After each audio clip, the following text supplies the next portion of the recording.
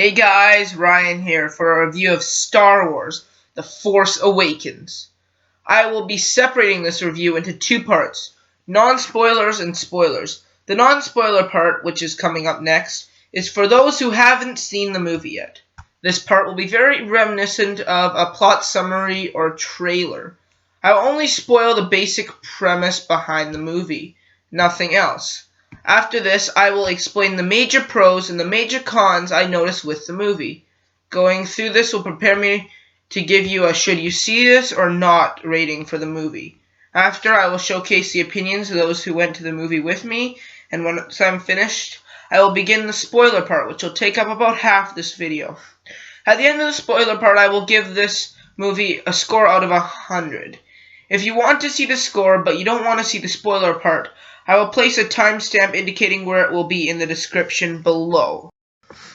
The plot of Episode 7 in the Star Wars saga is a fairly simple one. According to the wonderful IMDb.com, the official description of this movie is, quote, 3 decades after the defeat of the Galactic Empire, a new threat arises. The First Order attempts to rule the galaxy, and only a ragtag group of heroes can stop them, along with the help of the Resistance. End quote. There has been a lot of hype surrounding this movie, as it is the first Star Wars movie in the main series in over 10 years, and according to many, the first real Star Wars movie since the 80s. It features a lot of the old cast and a very familiar storyline, with lots of new ideas and characters presented for this film. So let's discuss the positives about this movie, the good things. There's a lot to talk about. There's tons of action in this movie, and it is awesome. The effects are amazing, and it is all very well choreographed. Battles are as great as they ever were, and the practical and special effects blend perfectly to immerse yourself into this beautiful world. This is a sharp contrast to the CG Jar Jar Binks miso slop fest that was the first two prequels, and it's a welcome change.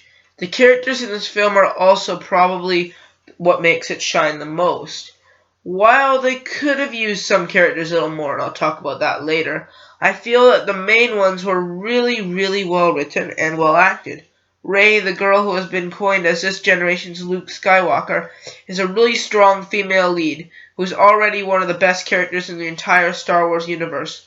We also have Finn, who is an awesome character that I really like.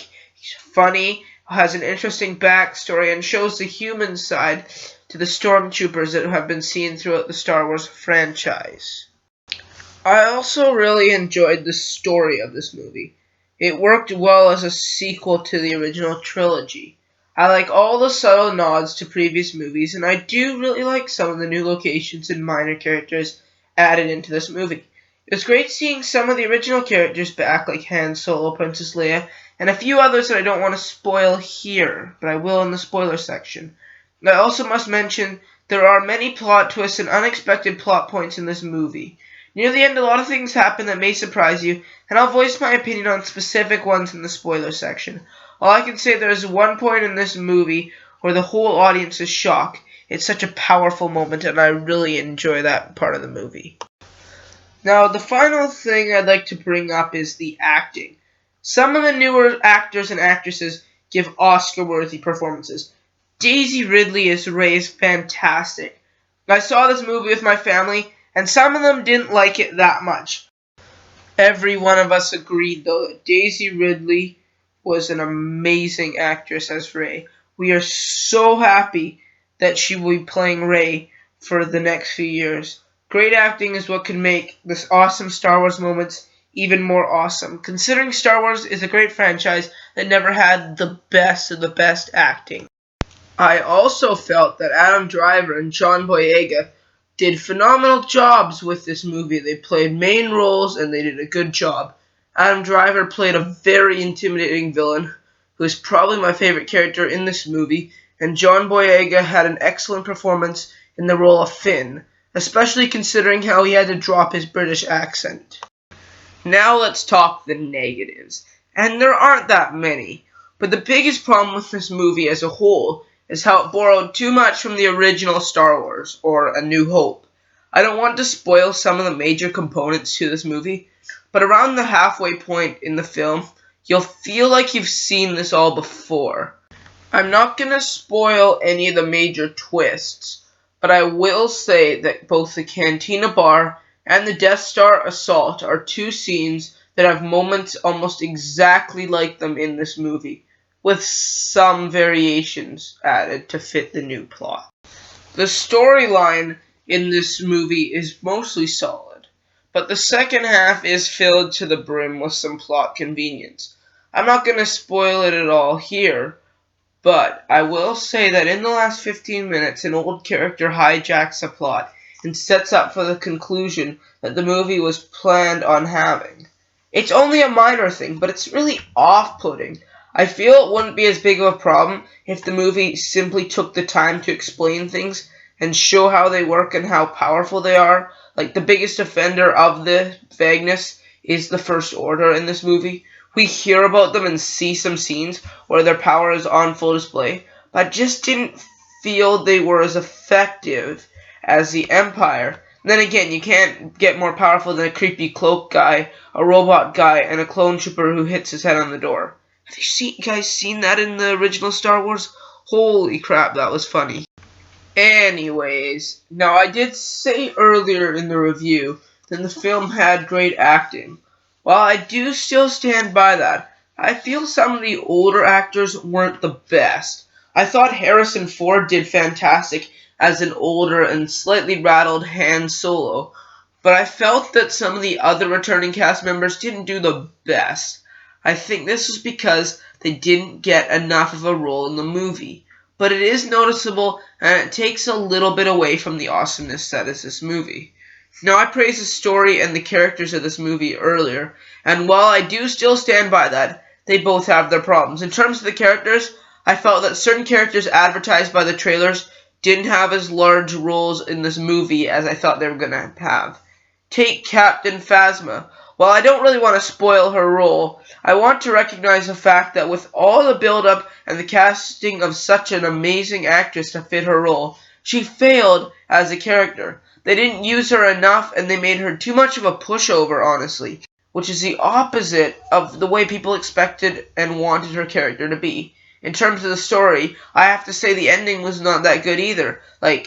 Just wasn't good. I did appreciate the pseudo cliffhanger thing they did, but all that plot convenience that led up to this scene is why it failed to be effective. So, should you see this movie or should you not? Well, you absolutely should. Now, this is a fantastic movie that is really one of the best in the whole franchise. It's a modern telling on the works of the modern mythologist himself, George Lucas. Unlike the prequels, these stay true to the original films and create something that was very good and very enjoyable. I'd even recommend seeing it multiple times to get the full experience. Maybe see it once in 2D and then once in 3D. Even if you don't like Star Wars, I'd recommend seeing this movie, as it isn't just a film in my opinion. It's an experience. Here I have compiled some quotes from family members who saw the movie with me. And I went with a lot of my family, and I talked to some of my friends, so here's some of the quotes. My dad said it was very entertaining and fun, but at times it was repetitive and predictable. He wasn't that big of a fan of this movie, but he still said it was enjoyable and fun. It just wasn't his favorite in the Star Wars saga. My friend said it was awesome, although some characters were very disappointing. My uncle, who didn't like the movie that much at all, actually offered a very open-minded take on it. He said it was an extremely effective attempt for Disney to recover the $4 billion lost in the purchase of the Star Wars franchise. So now we get to the spoilers. If you don't want some of the twists spoiled in this movie, I'd recommend turning this video off or skipping ahead to the score at the end by using the timestamp I have placed in the description. Alright, let's go on to the spoilers now. So let's talk about Kylo Ren. He's possibly my favorite Star Wars character to date. I like how he's a very relatable villain. He's stuck between the light side of the Force and the dark side. He doesn't know what to do, And while he'd like to be a component on both sides, he knows that his pull to each of the sides prevents him from realizing his destiny on either. The big scene in the movie really proves this point. Near the end of the film, Kylo Ren, or Ben Solo, confronts his father, Han Solo. Kylo Ren doesn't know what to do, either join the good guys or kill his father, cementing him as one of the leaders of the dark side of the Force. He eventually kills Han Solo, marking the death of a franchise icon who was his father. This scene may have been sad, but it was it was the best moment in that movie. It showed the direction the series was going to go. It showed J.J. Abrams was not afraid to kill off major characters in the franchise. This scene told me everything I need to know about the modern Star Wars trilogy. Let's talk Rey as a Jedi. I think that her role as a Jedi actually adds to the Star Wars lore. She could be the daughter of Luke Skywalker or the daughter of Han and Leia. Heck, there are even theories that her grandfather was Obi-Wan Kenobi.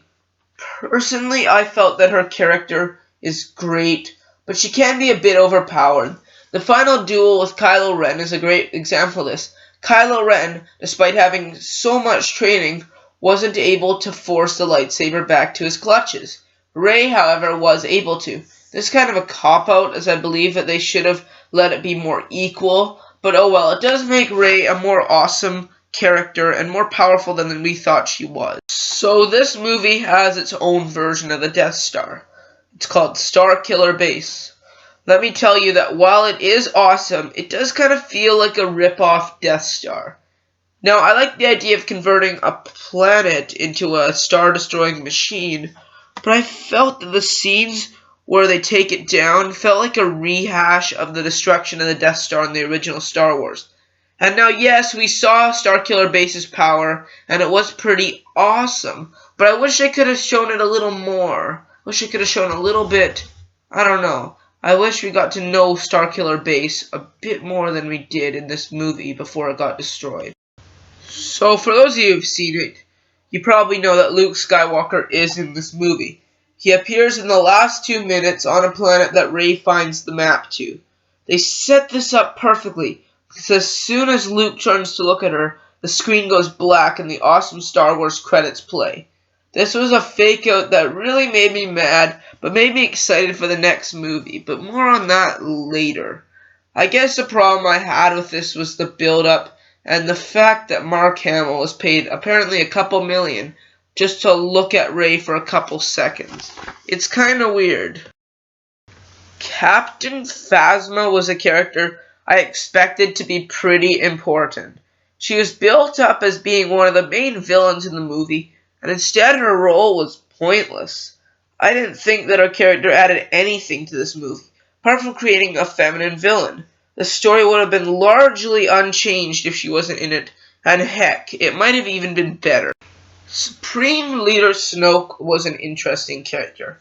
He was a pretty cool guy. I feel that he is really important to the whole Star Wars franchise.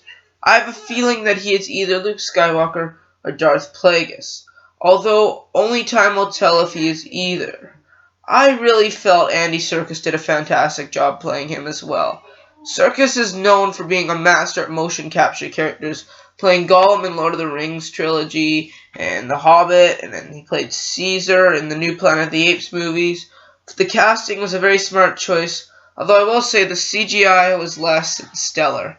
I've seen articles upon articles claiming Snoke was some of the worst motion capture in recent years, and while I believe they haven't seen Mars Needs Moms, it could have been touched up a bit more. It looks almost too clean, which is a criticism I had for the prequels.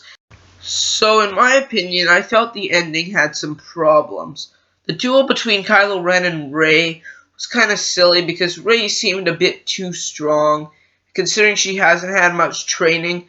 And I also felt that the ending was based off plot convenience of R2-D2 turning back on, which was kind of a real shame. I think they could have explained R2-D2 coming back on a bit better than they did in this movie. It was kind of weird. It was like a Deus Ex Machina. So here are the top 5 things I want in the next movie.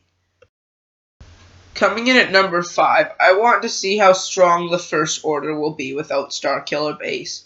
I want to see more of their intentions. I want to see more of their power, and I want to see how big of a grip they have on the galaxy. At number 4, I want to see more world building.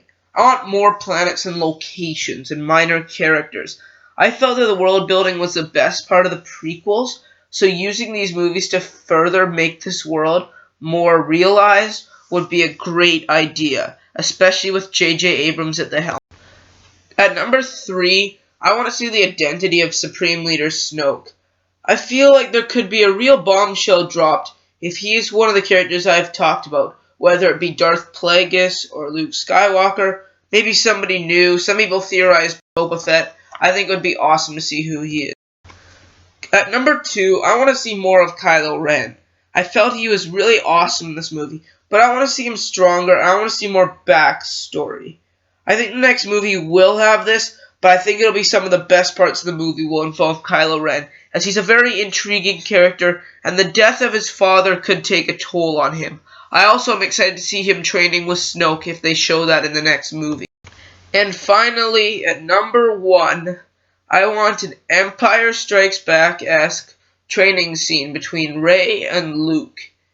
It would be a great homage and would also show the highs and lows of both Rey and Luke's character.